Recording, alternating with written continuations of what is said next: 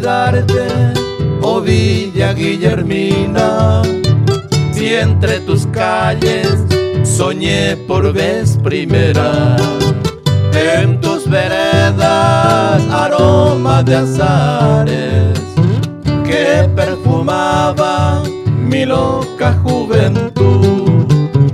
Entre el follaje de tu selva bravía forjé ilusiones y tras de mil caminos tuve la dicha de amores y cariño.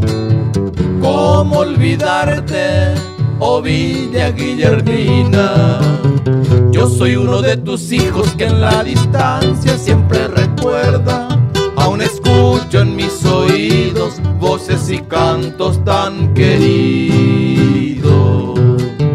Despertaba las mañanas el trinar del pajarillo, el arroyo y los amores fue testigo de mi adiós.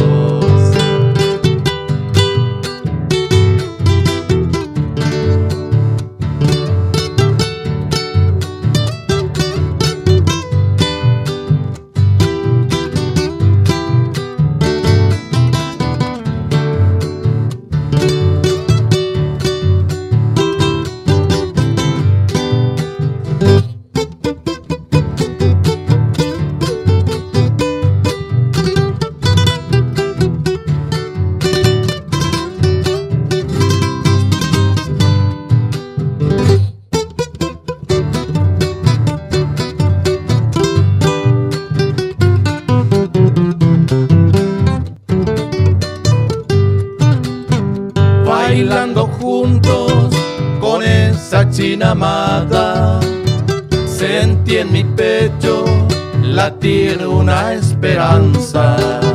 Esos amigos recuerdo de la infancia y esa maestra que bien me aconsejó. ¿Cómo olvidarte, oh Villa Guillermina?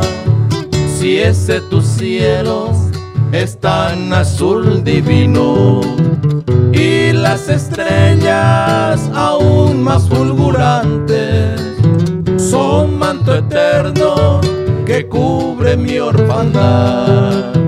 Yo soy uno de tus hijos que en la distancia siempre recuerda.